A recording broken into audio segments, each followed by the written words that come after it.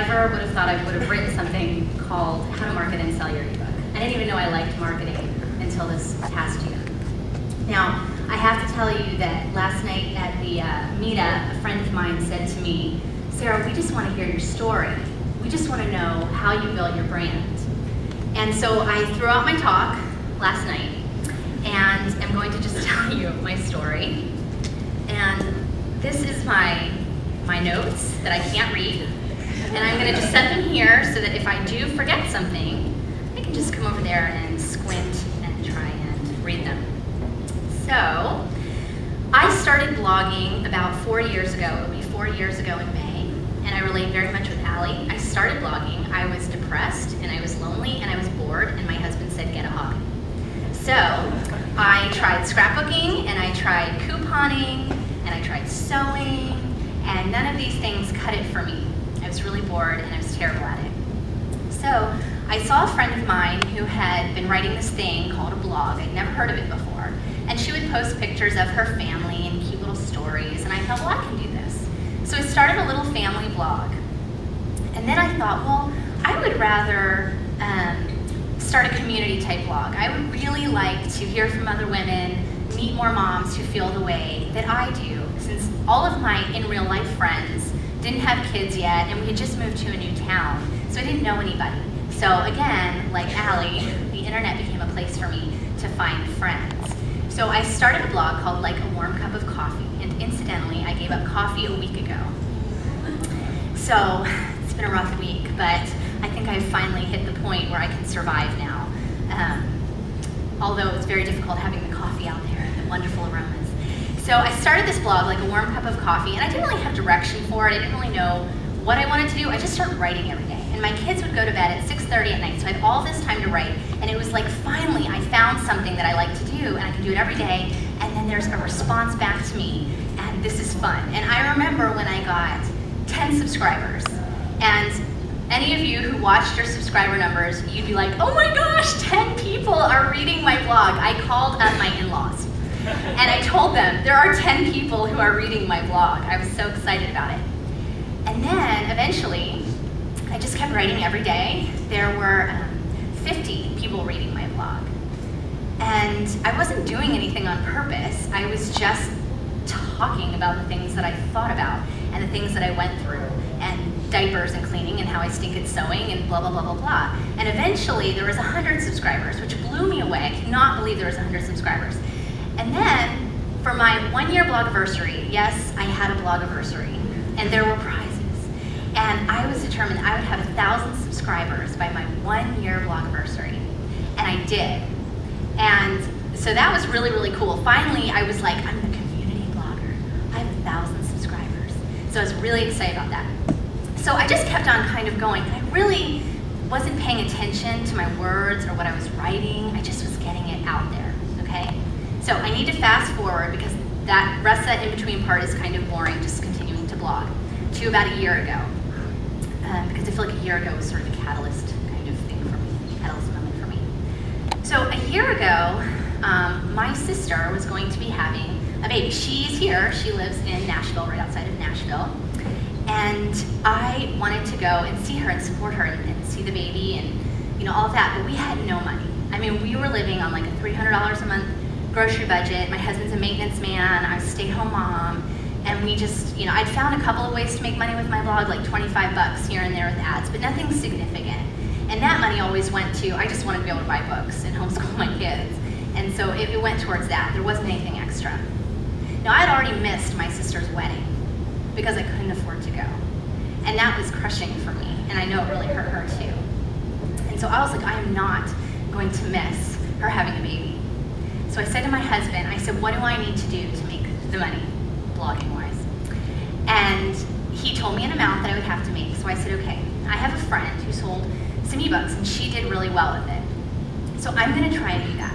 So I went back and I looked on my blog and I had done a 31 Days to Clean series 2 years prior.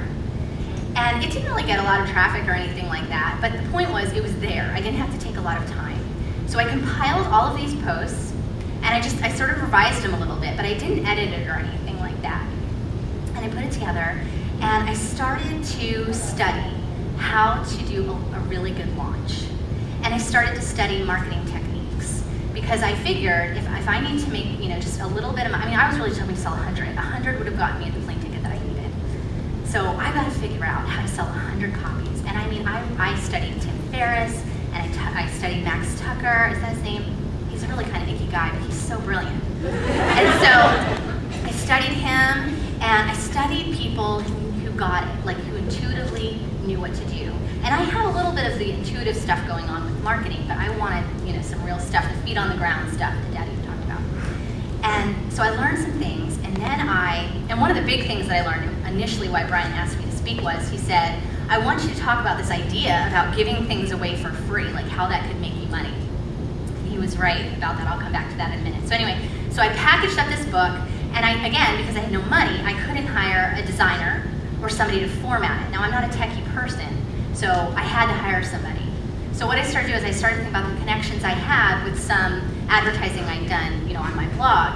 And I just asked this lady, I said, I'd really like to put out this ebook. It's the same subject matter as what you're doing.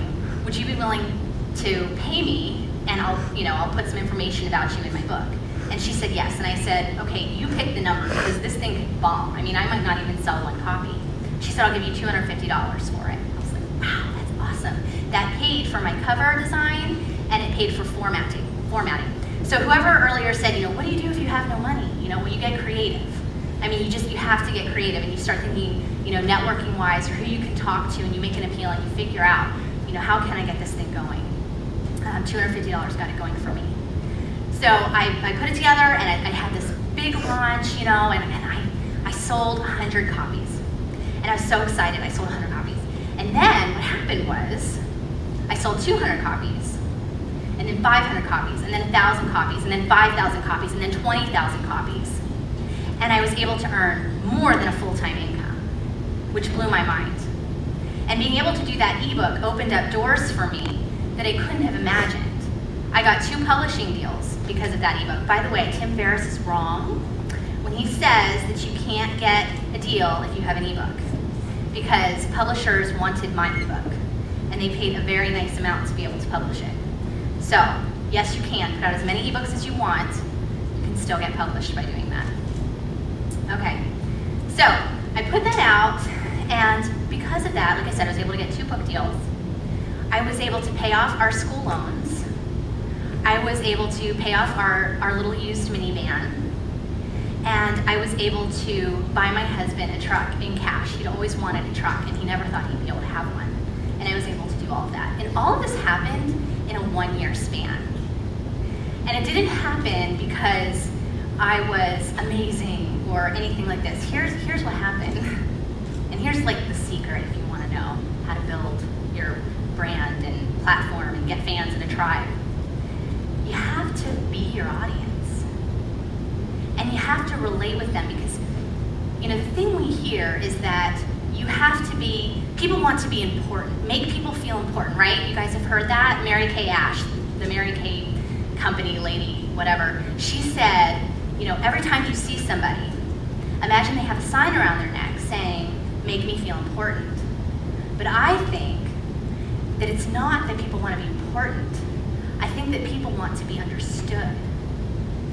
And so, if you are your audience and you're relating with them and you understand them, like when I'm writing about motherhood and I'm writing how hard it is, and my first book is going to be called Desperate, and it's about those feelings of when you have little kids and you feel like you're not going to make it, and nobody tells you how hard it is. Nobody tells you that you feel like you're going to wake up some days and think, I can't do this anymore, and you just stay in bed all day because you're depressed and you're lonely. Nobody tells you those things. But when you start to be vulnerable and you are your audience and you talk about those things, then people will relate, and they're going to go, you know what? Somebody understands me. Somebody gets where I'm coming from. And so the first thing you've got to know how to do is you've got to figure out who you are, because that's who you're writing to. And if you don't know who you are, then you need to take a step back and you need to stop writing for a while. And you need to figure out, who am I? Do I have a message to share? What do I have to say? Is it worth sharing? Do I have a message of integrity? And those are the questions you have to start to ask yourself. What makes me come alive? What am I good at? Okay, and then you have to fill, and you've heard this before, okay, right? The whole you have to fill a need, fill a gap, that kind of thing. It's really true, but here's how you do it. Again, because you're your audience. You think, what am I not getting out there? What am I not reading? What am I, I'm looking for something and I'm not finding it. So with 31 Days to Clean, that is not really about cleaning. I'm allergic to cleaning, okay? I don't like cleaning at all. The book is not actually, in fact, my in-laws say that I'm profiting from my disability. But the book is really not about cleaning. You see, it's about something different. It's about the fact that so many women feel like they're not good enough, and they put their worth in being a mother and a wife and a homemaker. And then when they don't meet the expectations that they feel like they should, I didn't clean enough today, or I yelled at my kids today, or I didn't do whatever with my husband last night. I mean, you just feel terrible. You feel horrible. You don't feel like you're good enough. And so the heart of that book was saying to these women, listen, first of all, I get you. I am not a cleaner. I am not going to be a drill instructor saying, what's wrong with you? Just pull up your bootstraps and get in the kitchen and wash your dishes. I'm not a type A personality at all. Okay, so I'm able to relate. So first of all, women are like, yay, somebody who's going to inspire us who doesn't like to clean. Because they knew that I'd understand them. And again, you want to make people feel understood because you're speaking to yourself, again. And so the first thing was understanding them, but the second thing was coming in and saying, because the second part of being your audience, right? They want to be understood, but that's not it. They want to be inspired. You have to inspire them. You have to figure out what you need, and then you have to be able to give that. You have to inspire people. And so with 31 Days to Clean, I was able to inspire people by saying to them, you know what, forget this you aren't good enough BS. Like, this is not true. It's not even about that. Like, nobody has the authority to tell you who you are. Not even your husband, not your friend, not your family, nobody. I believe, I'm not going to go into this, but I'm saying, I believe that only God has the authority to tell you who you are. But the point is, nobody has that authority. So don't give it to them. Don't even give it to the voice in your head that tells you you're not good enough. Okay? So that is why that book struck a nerve. It wasn't just, there's a million cleaning books, and this presentation isn't cleaning or my book or anything. I'm just making a point here. And so the biggest thing I can get across is that you've got to write to your audience, but you've got to know who you are. Do you know who you are? Do you have a message to share?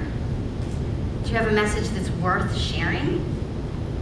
Because when you have a message that resonates with something that you're looking for, something you need, and you write out of that, then people will share that message.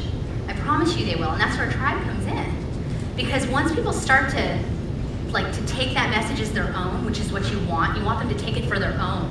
So with 31 Days to Clean, there was all of these women that started Facebook groups, okay? They started all these Facebook groups. So we have 31 Days to Clean for working moms, 31 Days to Clean for stay-at-home moms, 31 Days to Clean for military moms, 31 Days to Clean for people with no kids, all of this. And to this day, even though it was released a year ago, and I thought, oh, that's gonna fizz out, every single day, there are women on Facebook doing 31 Days to Clean challenges that they made up on their own. There was one blogger who wrote a follow-up to my book, calling it What to Do After 31 Days. And you know what I said to her? That is awesome! Do it! Don't be greedy with what you've got. Let your tribe take off with it. Because you know what's happening? They're not just taking off. It's not like they're taking your stuff. They're expanding it for you. And it gets to more and more people. Because if you want to get out of having 15 subscribers or 20 subscribers or whatever you're looking for your reach, you have to get out of your own sphere of influence. And how do you get out of your own sphere of influence? Well, you have people that love your idea and they take it and they run with it and they expand on it and they do whatever it is that they want to do with it, and you say, thumbs up, go for it. Take it, it's yours. It's my gift to you. Okay, and I want to touch on this real quick with the free thing.